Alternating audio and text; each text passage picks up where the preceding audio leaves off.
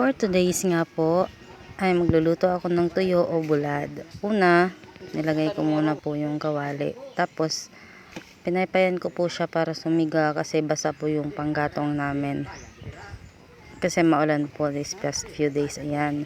Tapos, sinunod ko po, nilagay ko po isa-isa yung tuyo o bulad sa amin.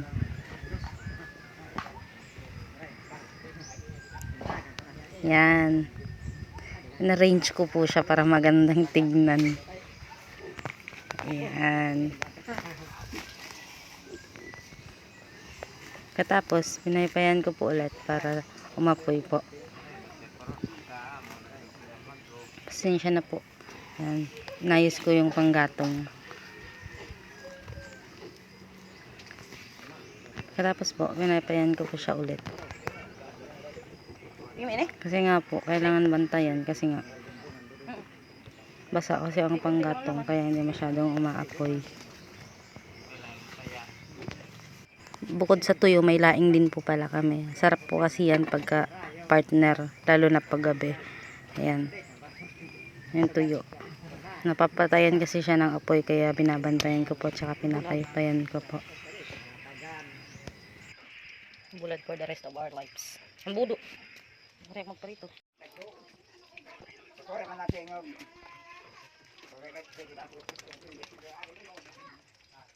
After ilang minuto, kumula na din po pala yung mantika. Yan, kaya binaliktad ko na po yung tuyo. Isa-isa ko po pala siya lang binaliktad kasi po luto na din po talaga sila. Pag crispy na lang din po yung inaantay ko. Yan, gamit ko po pala dyan ay salse na kahoy ang hawakan para hindi mapasok. Binigyan po pala ako dyan ng langka na may gata at pansit. Yan, so pinaypayan ko lang po siya ulit. Pag nagsandok na din po pala ako dyan ng laing, ayan, at nilagay ko sa lamesa. Naisip ko kasi masarap po pag may kape. Partner na po ng laing at tuyo.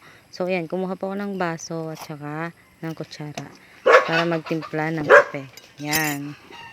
Kung mapapansin nyo po, kapeng stick lang po or Nescafe Classic lang po yung kape ko kasi sinasabaw ko po sa kanin. Tapos yan, chinek ko na din po pala yung niluluto ko. After kong magtimpla ng kape, yan po. Kasi luto na po siya. So, hahanguin ko na po siya. Hinalo-halo ko muna siya bago hanguin. Yan po, para isang hango lang po. Yan. Nango ko na po pala siya. May natira pang isa. So, ayan. Binalik ko na. Tapos, binalik ko na po yung salse. Kung mapapansin niyo po, may spaghetti sa lamesa. Binigay lang po kasi yan sa amin. So, ayan po. Thank you for watching. Hanggang dyan lang po. Bye!